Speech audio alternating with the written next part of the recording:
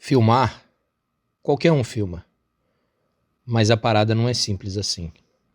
Você tem que respirar isso aqui. De Floripa para o mundo, levando luz, câmera e ação, registrando cada passo dos heróis dessa nação, fazendo da vida um ringue de luta por ideais, tornando eternos momentos nas tropas especiais. Nossa missão é cumprida a cada nova edição, cada momento gravado durante uma formação, na vida de um guerreiro, reflete uma vida inteira, valor real e propósito da polícia brasileira. Andando o país inteiro, sem pausa para descansar, começa a semana zero até o curso acabar, dia e noite o tempo inteiro, não tem hora para gravar, a outra face da tropa é nosso ofício mostrar. Pirata, a polícia agradece por sua nobre missão, que luta como guerreiro com sua câmera na mão, vai pro campo de batalha e mostra o que ele vê na polícia brasileira pro mundo inteiro saber. A gente vai se preocupar mais com a cena. Para! Ação! Ação! Tulina! Confia em mim. Pega ela no colo, deixa ela chorar. Grita!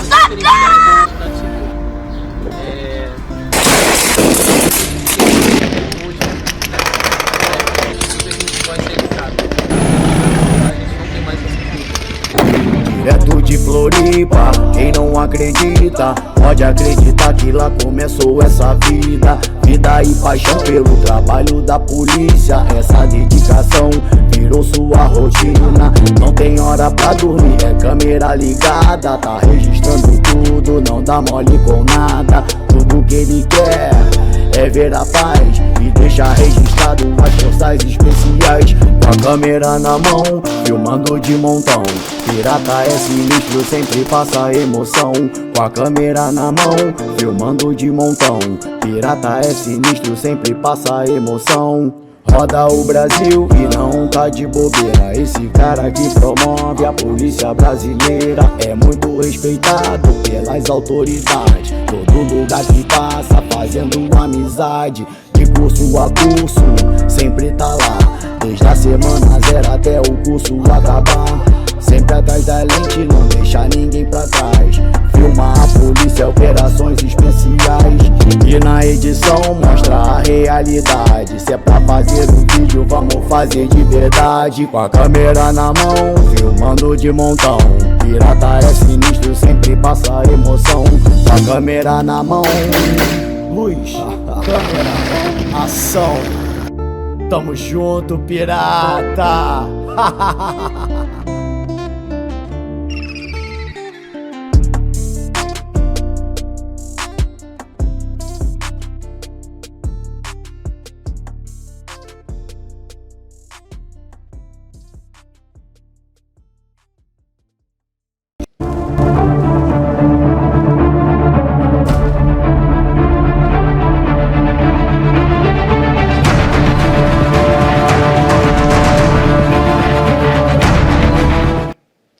Fala pessoal, seja bem-vindo a mais um Bisurando com o Pirata.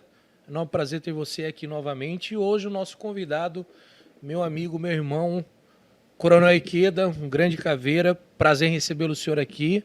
É uma honra poder estar conversando com o senhor, Bisurando com o Pirata. Pirata, eu agradeço também o convite. Fico muito lisonjeado com a oportunidade de estar aqui conversando contigo.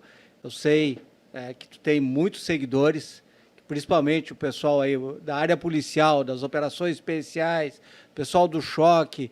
Tu tem muitos fãs e seguidores, então para mim é uma satisfação poder estar aqui e representando aquilo que é o trabalho da gente ao longo de toda uma carreira. Obrigado, Caveira. Quem não conhece Coronel Ikeda já está começando errado. Coronel Ikeda não gosta de titular, mas é uma lenda na segurança pública. Durante a nossa entrevista você vai conhecer um pouquinho da história, não só como policial, é um ser humano 12/8, de um exemplo de um caráter inquestionável. E eu convido a você a ficar preso aqui nesse tempo desse podcast, que a gente vai falar de muita coisa maneira. Caveira, para a gente começar a nossa entrevista, fale um pouco sobre a trajetória do senhor na segurança pública. Bem, eu ingressei na Brigada Militar em 1985, então já se fazem muitos anos, tá? Então, entrei na Academia de Polícia Militar, fiz 3 anos na academia, e quando me formei, fui trabalhar em Canoas. Então, lá em 1988, eu trabalhei no município de Canoas. Depois fui trabalhar, no final de 88, início de 89, vim trabalhar aqui em Porto Alegre, no 1º BPM, o 1º Batalhão da Brigada Militar, que na época pegava tudo que é Zona Sul de Porto Alegre. Do Ipiranga para baixo, fosse Porto Alegre, era o 1º BPM. Trabalhei lá por 5 anos, de 88 até 93. Então, vi essas realidades diferentes de região metropolitana, de Canoas, 1 ano, e depois vim conhecer Porto Alegre, né, trabalhar em Porto Alegre. Então, vi 2 realidades diferentes. Hoje mudou muito daquela época para hoje, né, até na prática, até a Constituição é diferente, tá, hoje. Então, eu peguei essa fase da nova Constituição, de uma realidade mudando no país, tá? E, na época, a área do 1º BPM é uma área muito grande, é uma área extensa da toda a Zona Sul, e daquela área do batalhão, hoje são 3 batalhões. Então, hoje tem o 1º, o 21º e o 19º. Então, de uma unidade do batalhão, tem 3 batalhões, e também numa realidade diferente. Naquela época, o batalhão tinha mais de 1.000 policiais militares. Não tínhamos mulheres e era mais de 1.000.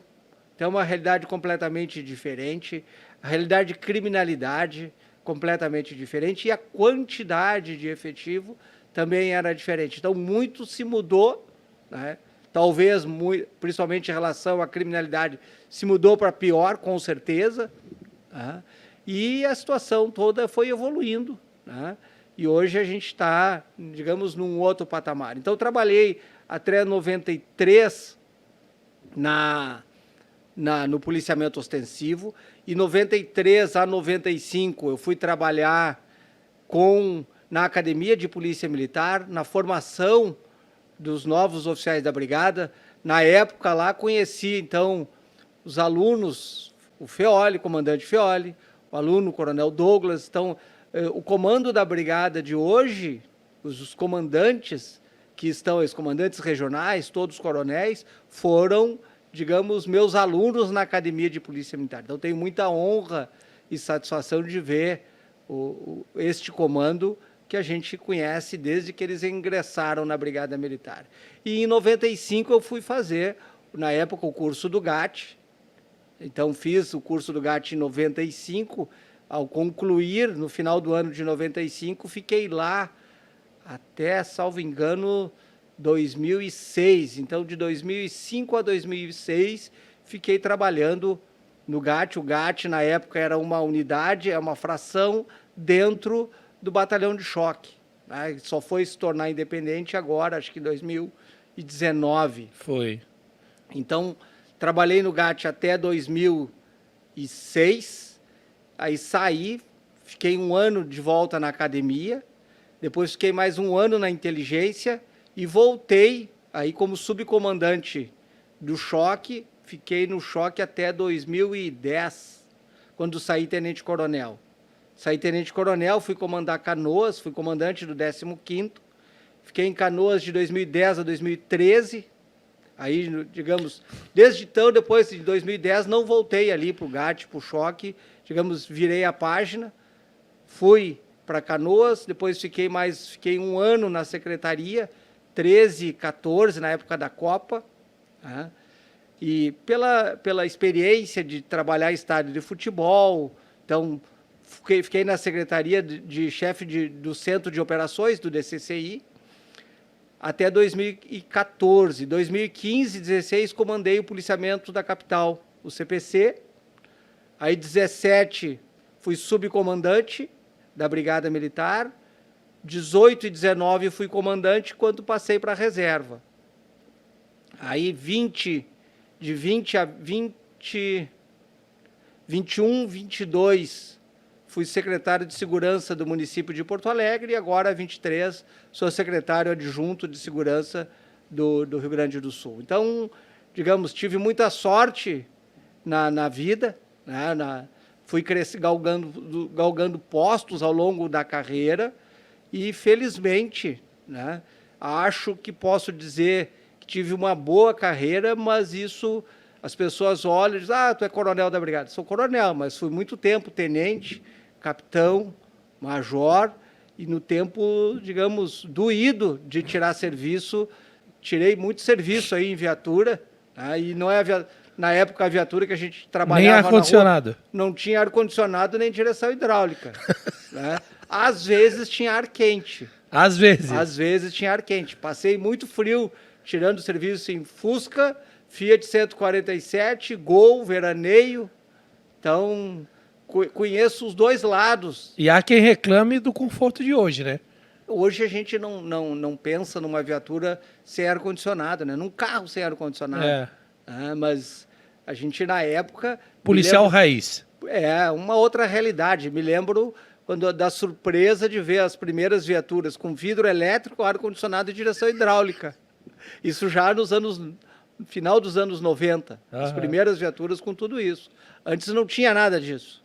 Peguei, pouco tempo, mas cheguei a pegar o capacete.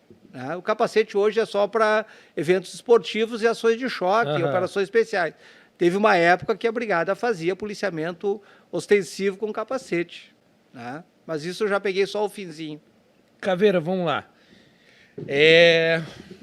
O senhor fez uma linha do tempo, mas se a gente for falar de cada trajetória do senhor, o senhor vai ter história aí para a gente ficar um ano aqui conversando. Temos momentos distintos ao longo da carreira de vivências, né? Mas tem uma pergunta aqui que eu acho que se faz jus aí, que está do lado do senhor. Qual é o sentimento de ser um caveira? De conquistar o tão sonhado brevet?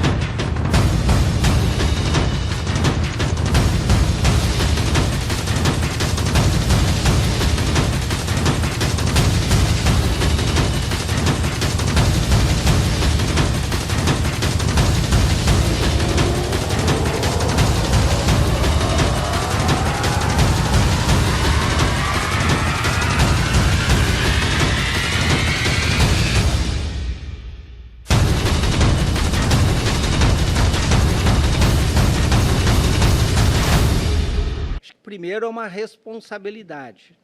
Tá? Primeiro, na formação, a gente sente um orgulho de conquistar uma vitória, tá? Uma vitória pessoal, mas principalmente é um crescimento pessoal que a gente tem.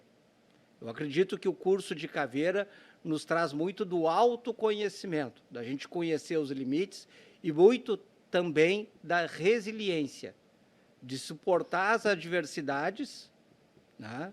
De suportar todas as situações que a equipe de instrução nos coloca, e são sempre situações difíceis, e a gente superar esses momentos. Então, o sentimento primeiro é de vitória, e depois é uma responsabilidade de manter, né, o orgulho da caveira, a responsabilidade de manter a postura e também de dar a resposta adequada nos momentos que a gente é exigido. Tá? E em todos os momentos, cada momento ao longo de uma carreira profissional, a gente tem um grau de exigência que a gente é submetido. Primeiro, aos dos nossos comandantes, tá? E quando a gente é, digamos, no caso, o comandante da brigada, a responsabilidade de entregar para a sociedade aquilo que ela precisa e poder também defender os nossos policiais, de ajudar os nossos policiais. Então, é uma responsabilidade muito grande. E ser o caveira, a gente tem uma responsabilidade de manter o nome de todos aqueles que nos antecederam e daqueles que ainda estão lá trabalhando nas operações especiais. Caveira, eu vejo muito assim, alguns comentários rasos e levianos quando as pessoas comentam que eu não vejo o BOP na rua, eu não vejo o BOP patrulhar. E o BOP, na verdade, ele é uma unidade que ele não foi e não é demandada diretamente da sociedade. Ele foi criado para atender o colega, o policial de serviço. Em que situações o GAT ou o BOP é empregado no auxílio dos policiais militares, ou seja, o brigadiano, a Brigada Militar aqui no Rio Grande do Sul? Bem, primeiro, né, a essência é para ele trabalhar nas operações especiais. Não é para trabalhar nas operações rotineiras. O BOP não foi criado para ficar patrulhando as ruas, para atender ocorrência normal de policiamento. Ele foi criado para atender, a gente sempre dizia, talvez o termo esteja fora de uso, de gerenciamento de crise, para atender ocorrência de crise, que é aquela situação que foge da realidade normal e que tem um risco maior. Por exemplo, ocorrências com reféns, tá? Um roubo a banco de grandes proporções com reféns. Então, essas questões que, felizmente, hoje diminuiu bastante. Tá? Então, o BOP ele tem um treinamento e um armamento diferenciado para fazer o combate direto à criminalidade. São as ocorrências de maior risco e não na atividade rotineira. É lógico que toda atividade de policiamento é de risco. O policial sai para a rua para atender uma ocorrência, às vezes para prestar um auxílio a uma pessoa e, quando vê, está submetido a uma situação de risco, onde a sua vida está em risco. O BOP não, quando ele é chamado, ele já sabe que aquela situação é de risco. Então, ele tem uma certeza que, quando ele é chamado, é ocorrência de risco e tem uma responsabilidade que ele não tem o apoio para uma outra unidade para pedir apoio. É ele que vai lá para resolver essa ocorrência. Então, o BOP ele tem peculiaridades de treinamento, de armamento, de equipamento para resolver as suas ocorrências e ser, digamos, autossuficiente naquilo, porque ele não tem outra unidade se ele não der conta daquilo, a não ser características especiais, por exemplo, a atuação de choque, que ele vai... Temos a tropa de choque ou cavalaria, que tem a cavalaria. Então, o BOP é para atender a ocorrência de operações especiais e atender as demandas institucionais que, no caso, a Brigada Militar lhe impõe. Caveira, como foi comandar a Brigada Militar? Eu vivi um momento na Brigada Militar muito difícil. Se nós olharmos os indicadores de criminalidade, foi quando ela estava na pior fase e foi aos pouquinhos melhorando, né? Então, eu estive no comando num momento bastante difícil, nós tínhamos pouco efetivo, a Brigada estava passando, acho que pela pior crise em relação à quantidade de efetivo, né? E também de criminalidade. Estava tendo o aumento do poder das facções criminosas ligados ao tráfico de droga. Então, começou a aparecer armamento. Na época não se tinha quase fuzil, não se via fuzil aqui em Porto Alegre. Os fuzis começaram a aparecer aqui em 2014, 2015. Não tinha quase pistola Glock, pistola importada. E a quantidade de droga que se apreendia era grande, mas não era tanto quanto é hoje. Então, foi um momento de crescimento da criminalidade e da violência e onde a gente se estruturou, trabalhou para fazer a redução. Então, lá em 2017, 2018, chegou no ápice e aí a gente começou a reduzir. Então, primeiro, foi um momento muito difícil. Segundo, tem a satisfação, né, e orgulho de ter coroado toda a minha trajetória até chegado o comando geral da Brigada Militar e ajudar a começar a reverter esse cenário. Porque de 18 para cá só reduziu. Então, começou lá atrás. Caveira, outra coisa... Reduziu a criminalidade, né? Outra pergunta aqui, que inclusive a gente tem acompanhado nas falas do próprio secretário Sandro Caron. Aqui porque é um evento público mesmo, eu quero que circule. Qualquer pessoa que defenda a desmilitarização das polícias do Brasil é porque não entende nada de segurança pública. Turn down for what?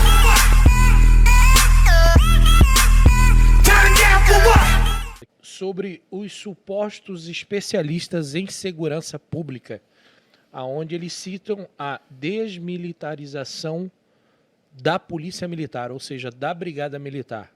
Qual a opinião do senhor enquanto a um comentário leviano desse? Eu acredito que esses comentários eles têm o viés ideológico de desmilitarização, né, buscando enfraquecer a instituição, enfraquecer o trabalho que a instituição faz, que é um trabalho extremamente difícil. Na prática, é o para-choque do Estado na rua, né, porque aquele policial militar que trabalha, principalmente o soldado que trabalha ali na rua, ele está exposto a todo grau de violência, a uma série de problemas, e ele tem que dar a resposta de imediato. Esse, sim, é o grande para-choque do Estado, quem trabalha na rua ali, submetido a toda a carga de trabalho.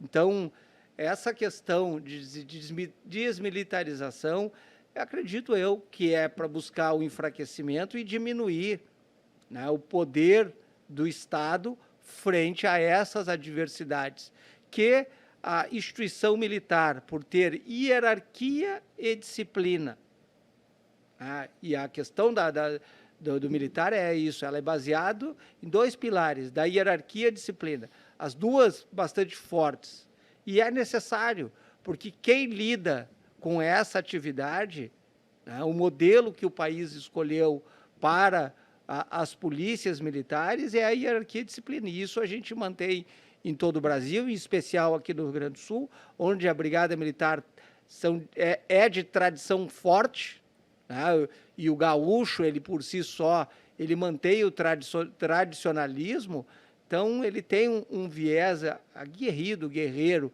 e não acredito que seja esses especialistas deem essa sugestão e trabalhem para isso, né, para melhorar a instituição. Eu vi muito disso em manifestações, que terminam mal, que terminam com depredação. Eu nunca vi em manifestação pacífica falar em acabar com as polícias militares. Eu vi muito de manifestação de acabar com as polícias militares em manifestações desordeiras, manifestações que acabam em quebra-quebra, depredação, pichação, pedindo o fim das polícias militares, mas é porque as polícias militares, através da sua hierarquia e disciplina, têm condições de fazer frente nessas manifestações ali com 100 policiais militares, 100 brigadianos, fazer frente a uma manifestação de desordeiros de 1.000, 2.000, 10.000 pessoas quebrando a cidade.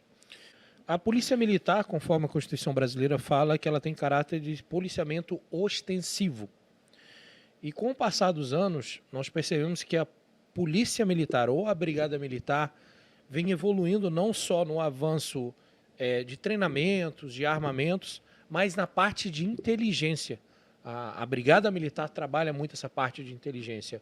Onde foi essa virada de chave e qual o benefício para a instituição com a inteligência por uma polícia que é ostensiva? Eu diria, assim, acho que a inteligência ela é extremamente importante para todas as instituições, não só para a Brigada.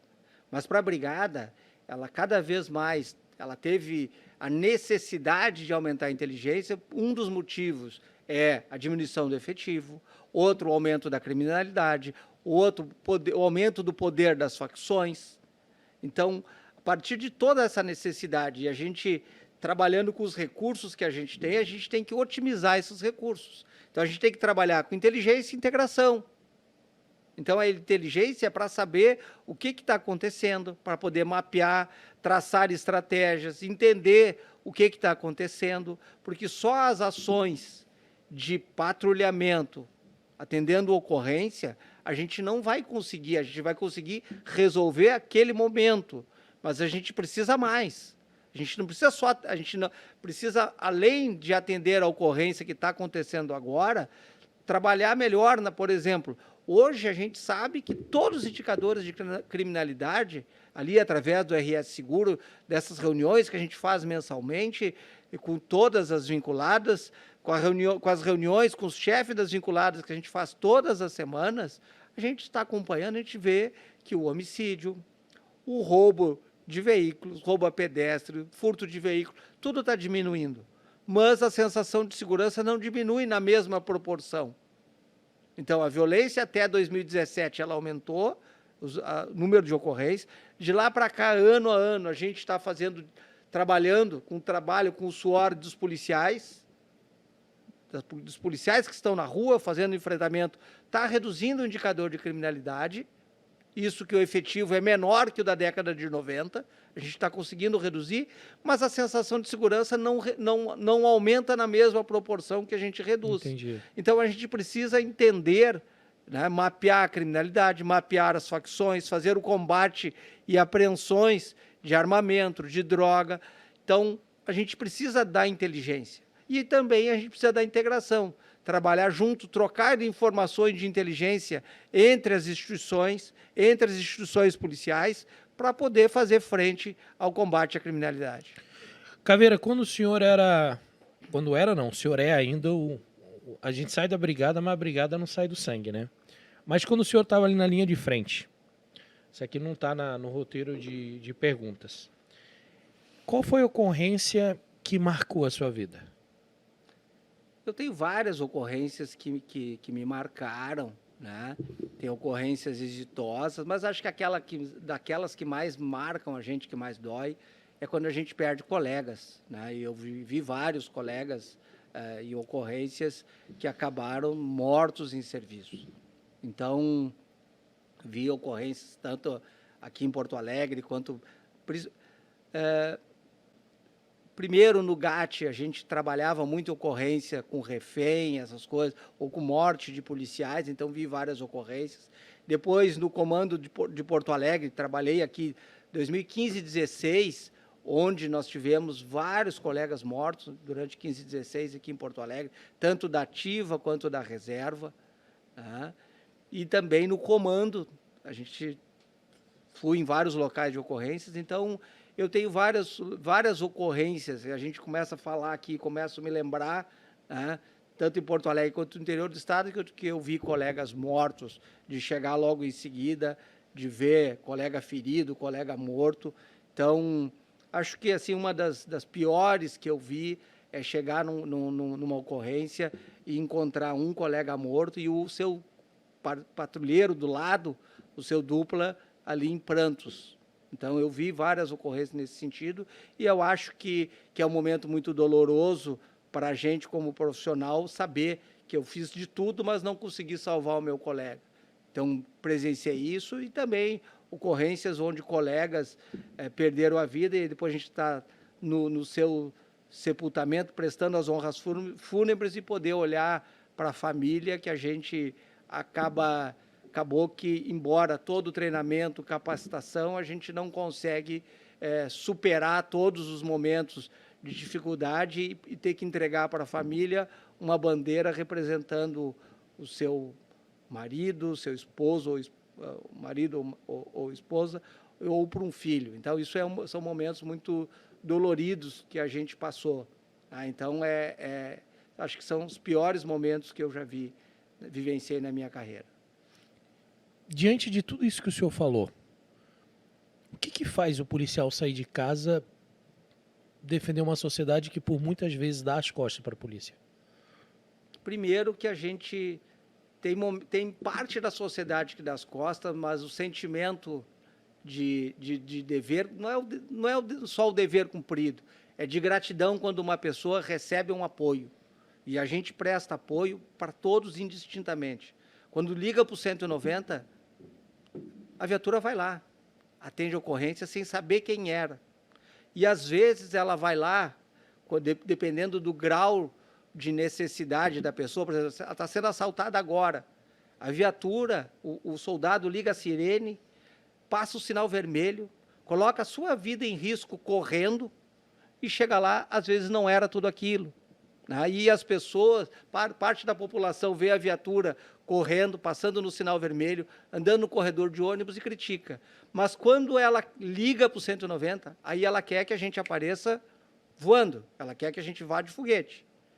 Então, a sociedade tem que entender que o policial, se ele está correndo com a sua viatura, com a sirene ligada, é porque está pensando está buscando chegar rápido a alguém que precisa. E esse sentimento é o sentimento interno, que 99% dos policiais têm.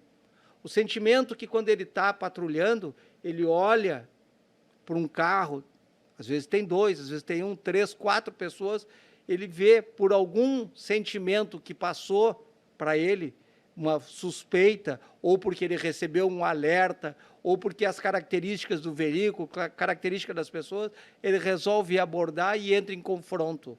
É um sentimento de dever, de responsabilidade às vezes que ele nem traduz, mas é de proteção à sociedade.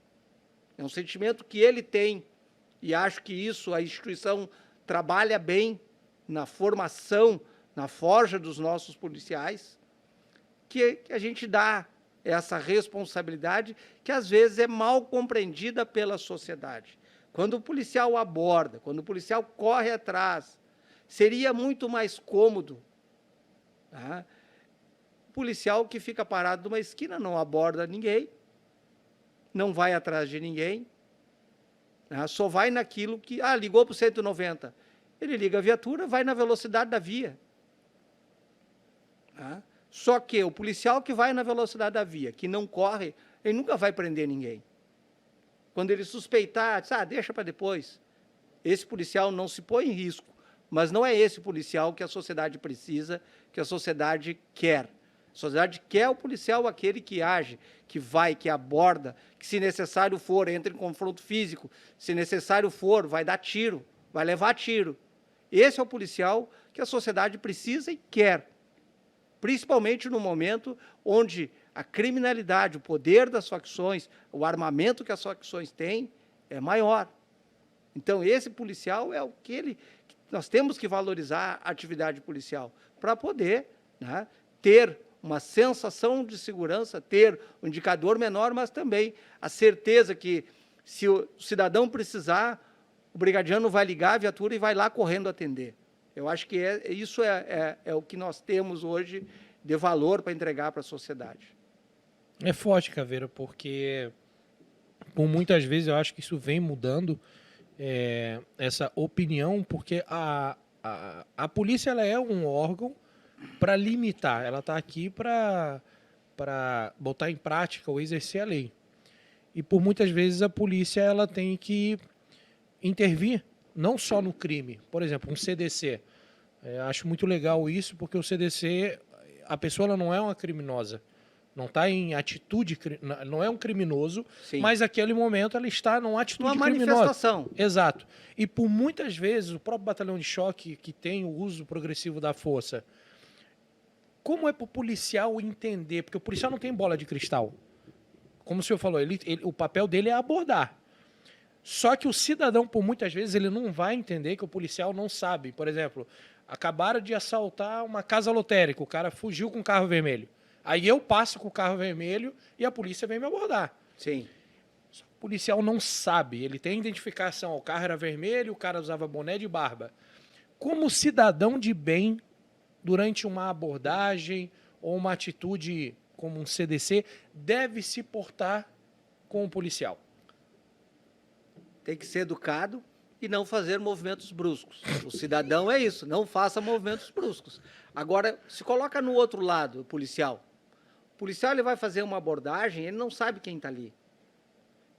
O policial ele sempre reage, ele toma a iniciativa de abordar, mas a ação do policial é conforme for a reação daquela pessoa. Sendo necessário, ele até vai dar tiro, vai encher de tiro aquele cara, conforme a reação. É isso na prática. Mas se a pessoa agir de maneira educada, ele vai ser educado. Não vai precisar empurrar para a parede, não vai precisar nada, se a pessoa for. Agora, se a pessoa não for para a parede, ele vai ter que entrar em luta corporal. Se a pessoa puxar uma arma, ele vai tapar o cara de tiro. Na prática é isso. E agora, imagina o policial, quando vai atender uma ocorrência, o espírito que ele tem que ir. Ele tem que estar preparado para tudo. Literalmente. Literalmente. Ele tem que estar preparado para tudo. Não é fácil ser policial. É extremamente difícil. E hoje em dia, que tem câmera por tudo, As pessoas não conseguem se colocar no lugar do policial para entender. Mas aquele policial foi violento. Tá, mas a pessoa, quando ele abordou, disse, foi educada com ele. Porque se ele levanta a voz... Tá? Então, o policial tem que ser educado na sua abordagem, mas a voz de comando tem que ser enérgica. A sua postura tem que ser enérgica. E ele tem que estar preparado para tudo. Então, é extremamente complexo. Mas deixa eu voltar aqui. Tu estava falando ali, eu estava me lembrando, né? Essa questão do reconhecimento. Ali em 2015, 2016, a gente estava, digamos, a criminalidade aumentando, muita gente morta, muito confronto, mas ali nós tivemos uma ocorrência que eu acho que eu estava falando aí, me lembrei, que foi filmado, que foi, não sei se já viu, aquele confronto na frente do Hospital Cristo Redentor, né?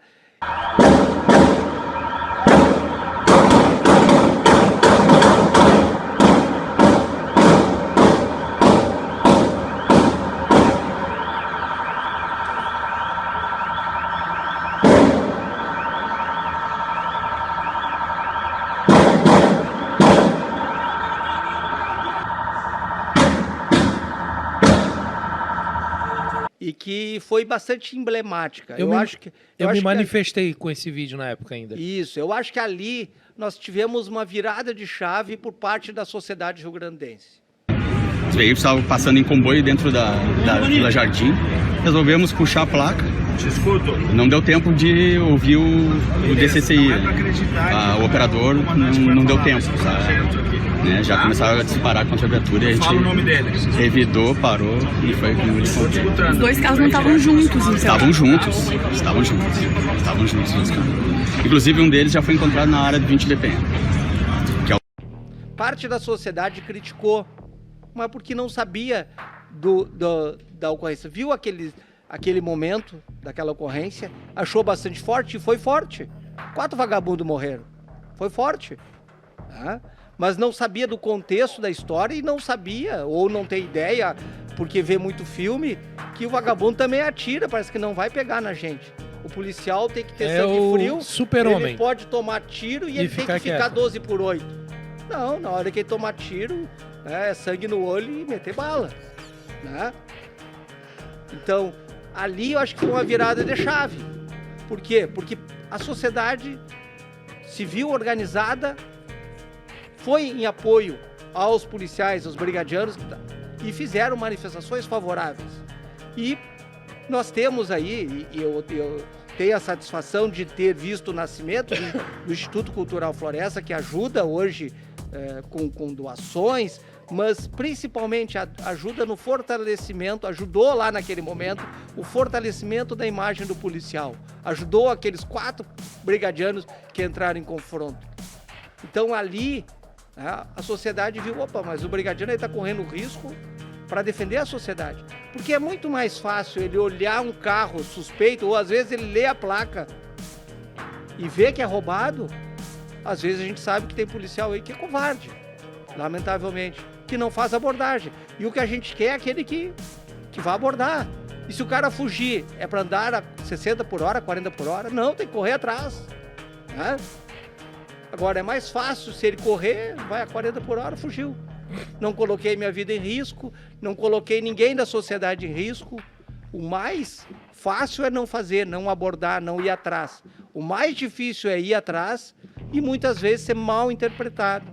Tá? Então, nós policiais, aquele policial que trabalhou na rua, que sabe da dificuldade que é patrulhar a rua, dificuldade que é abordar alguém que não quer ser abordado. Abordar o pirata na rua é fácil. Ele levanta o braço, tudo que falar para ele, ele faz. Agora o cara aquele que reage, que não aceita, que tem que empurrar ele, tem que entrar em luta corporal, esse é difícil. E às vezes a gente é mal interpretado em relação a isso. Mas por que ele está batendo? Mas ele foi abordado, ele respondeu adequadamente. Agora, então quando o policial for abordar alguém na rua, a pessoa não aceitar, ele vai sair andando e nós vamos deixar. Não vou me identificar e vai embora. E aí o policial, então tchau. Deixa embora? Não, o policial ele tem que ir atrás, porque provavelmente quem não quer ser abordado é alguém que cometeu algum crime. Né? Porque dificilmente um pirata da vida aí, E eu já fui abordado. conduta idônea, vai se negar a ser abordado. Então, essa dificuldade, por isso, qualquer cidadão, ao ser abordado, responda adequadamente, se identifica, né, que vai ser liberado. O policial está fazendo o seu papel, o seu trabalho, buscando tirar criminoso da rua. Esse é o papel do policial, passar a sensação de segurança, tirar quem está cometendo delito na rua. Então, é bastante complexo, mas essa virada de chave de parte da sociedade, defender o policial, falar da atividade policial, eu acho que é extremamente importante e ajudou o policial na sua atividade, de ver, a satisfação de ver quando a gente vai em um determinado local, de ter ali um bannerzinho policial, aqui você é bem-vindo, aqui você tem banheiro, tem um café, tem internet. Porque às vezes o policial que está trabalhando na rua não tem nem banheiro, tem necessidade de ir, onde é que ele vai?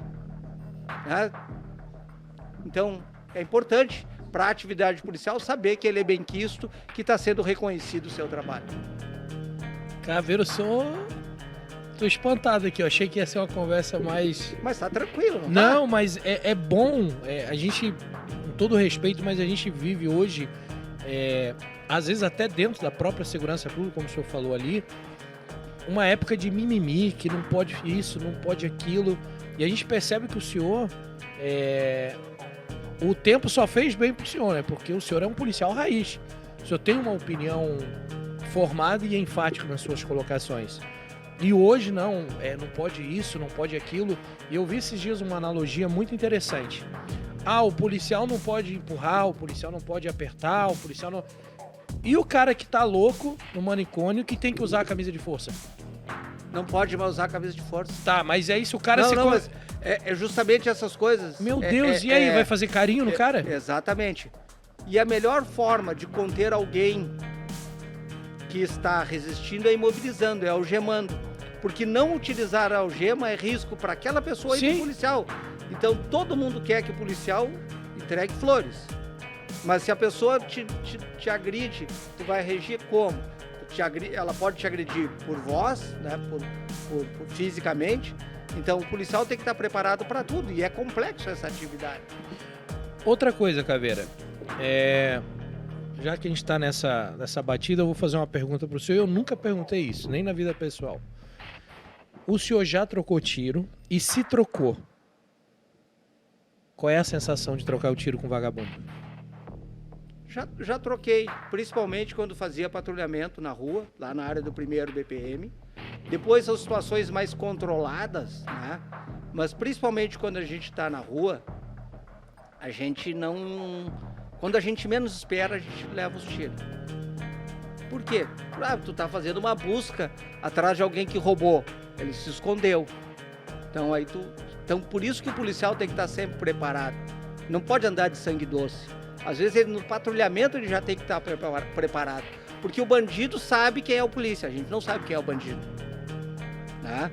Então tive vários momentos com a necessidade de trocar tiro. Principalmente quando fazia patrulhamento na área do 1º BPM, não tem sentimento. Não tem, sentir, não. Faz parte do trabalho policial. Faz parte. A sensação tem adrenalina? Tem. Né? Tem adrenalina, tem tudo isso, mas principalmente o treinamento e o amadurecimento é extremamente importante. Né? O mais jovem... E aquele que ainda não foi submetido a tantos problemas, ele vai sentir mais emoção, ele vai perder mais o controle, né? Mas a cabeça, o raciocínio tem que estar sempre acompanhando. Né? Então o raciocínio tem que acompanhar a ação. Hoje não se usa mais revólver, né? Mas antigamente, que o revólver era só 6 tiros, 6 tiros quando viu já foi todo, já tem que recarregar. Naquela época, lá nos anos 90, a pistola veio depois de 96, se eu não me engano. Lá por 98, a pistola veio para brigar. Antes era um revólver de 6 tiros. Inclusive lá no GAT. Era um revólver de 6 tiros. E 6 tiros num confronto é 10 segundos. Não é 10 segundos, vai 6 tiros. Na hora que é de verdade, vai ligeirinho. E aí tu já tem que recarregar. Então, e hoje não, hoje o policial está lá com a pistola, sei, 15 tiros, 17 tiros. Então, aí ele tem um poder maior de enfrentamento. Antes deu 6 tiros, já parou, já não sai mais tiro, te abriga, recarrega para entrar em confronto de novo. Então, são realidades completamente distintas, mas a sensação de trocar tiro é que não, a gente não escolhe a hora. Quem escolhe a hora é o bandido. Né? Quem escolhe a hora de trocar tiro é o bandido, não é a gente. Tá vendo o bizu, né? Ou seja, não se atente a atirar na polícia. E quem atirar na polícia, Vai a gente tomar. tem que responder forte e desproporcional àquilo. Não existe proporcionalidade para lidar com bandido. Se o bandido vai me dar tiro, tá com uma pistola, eu tenho que usar tudo aquilo que o Estado me dá para fazer frente. Não pode ser uma luta igual polícia com o bandido. Tem que ser uma luta desigual. Eu tenho que vir com muito mais poder de força. Né? Doutrinariamente, só que na prática é diferente, a gente diz sempre que para abordar uma pessoa tem que ter 2 policial. Né? Para abordar 2 tem que ter mais de 2. Tem que estar com o canga, o dupla. Mas que jeito? Na prática, o patrulheiro na rua, uma viatura, tem 2 policial. E eles abordam 3, 4, 10. E botam se vira. tudo na parede. E se vira. Na prática é isso. Mas então chama apoio. Sim, mas quanto tempo vai chegar apoio para abordar 10 que estão fazendo alguma bagunça, alguma algazarra na rua? Na prática, a gente procura, tem que ter sempre cautela, né? E tem que estar sempre preparado para tudo. Caveira, o que o vagabundo pode esperar, principalmente do Rio Grande do Sul ou os de fora, que tentarem vir aqui para o Rio Grande do Sul tirar a paz do cidadão gaúcho? O que ele pode esperar da polícia? Bom, hoje as polícias estão trabalhando muito integradas. A gente acompanha os indicadores de criminalidade diariamente. Então, cada ocorrência que está acontecendo no estado de maior potencial, a gente está acompanhando. A gente está acompanhando todo o movimento das facções criminosas. Então, o vagabundo pode esperar que a gente está combatendo forte as facções. Estão combatendo forte todo tipo de ocorrência de maior violência contra a sociedade. Tá? Mas é um combate justo. Se o vagabundo, ao ser abordado, o criminoso, ao ser abordado, ele se rende, ele baixa, entrega a sua arma, vai ser preso e devidamente conduzido. Agora, aquele que faz frente, que se opõe, vai levar chumbo, né? Vai levar chumbo e tem que fazer frente. E o policial, ele só reage. O policial não é aquele que... Ele não chega na ocorrência dando tiro. Ele chega à ocorrência lendo o cenário e vai reagir conforme o cenário. Se o cenário é de paz, que o vagabundo levantou o braço, ele vai render o vagabundo, vai prender, vai algemar e vai revistar. Agora, se o vagabundo correu, se o vagabundo atirou, vai ser proporcional àquilo que ele está fazendo. Caveira, diante de tudo isso que o senhor está falando, o cara que está lá em casa, agora estudando, desempregado, saiu da faculdade, ou está pensando em ingressar à carreira pública, e acha que vai ter estabilidade e segurança na polícia, só que ele não é vocacionado. Qual é o bizu que o senhor deixa para esse cara que quer vir para a polícia, mas não nasceu para ser polícia? Eu acho que a atividade policial é uma atividade para quem é vocacionado a ser policial. Ser policial é dolorido, é doído a carreira policial. Acordar de madrugada. Quem trabalha de dia, 6 horas da manhã está trabalhando, começa o trabalho. Para ele estar às 6 horas da manhã lá, ele acordou às 4 horas da manhã, 4h30, para estar lá em condições. E a gente entra de serviço e a gente não sabe quando termina. Não é não é trabalhar no escritório que começa às 8 e termina às 18 e tem horário para o almoço. A gente almoça no horário que der, entre uma ocorrência e outra, e às vezes a gente está com o prato servido, chamou no rádio, a gente deixa o prato e vai. Então, não é uma atividade para quem é concurseiro, digamos assim. É uma atividade para quem é vocacionado. E pode ser bonito.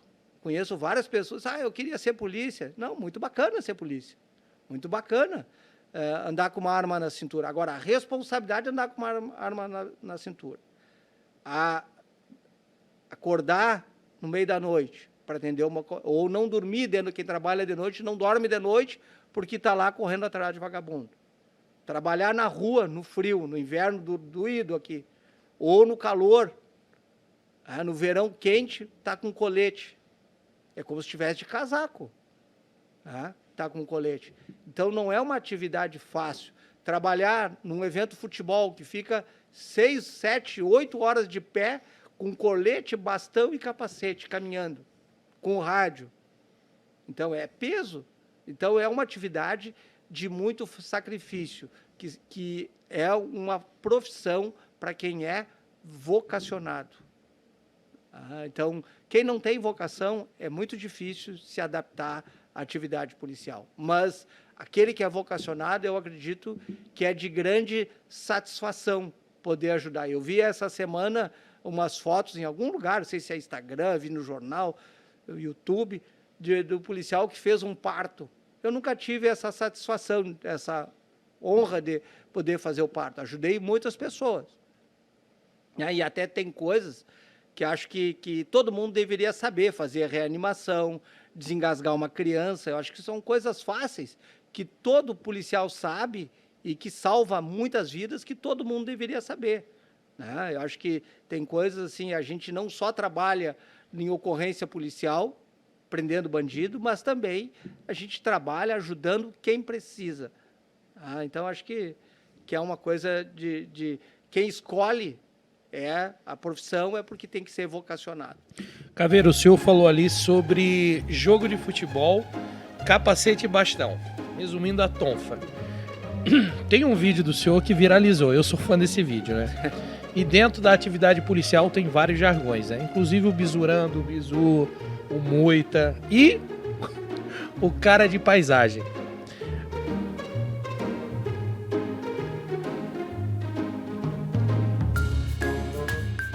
Naquele jogo, foi acho que aqui no Rio Grande do Sul, o técnico de futebol Antônio Lopes, ele se indignou com a arbitragem, com o árbitro, acho que era o reserva.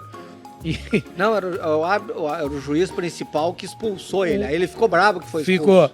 No intervalo, Antônio Lopes, técnico do Inter, é expulso e quer prender em flagrante o árbitro reserva Antônio Rolfes. E ele foi lá falar com o senhor pedindo para que o senhor desse voz de prisão ou prendesse... Isso, o juiz. E quer prender em flagrante o árbitro reserva Antônio Rolfes. Tio, porra, eu tô machucado aqui. Ele tem que ir pra delegacia. No segundo tempo... Tô junto com ele. Porque ele está em estado de flagrância. Não, ele tá em estado de flagrância, eu tô machucado. Mas ele tá preso, o senhor tem que dar voz de prisão a ele. Porque ele tá preso porque ele me machucou. Ele me agrediu, porra, eu tô machucado aqui. Ele tem que ir pra delegacia.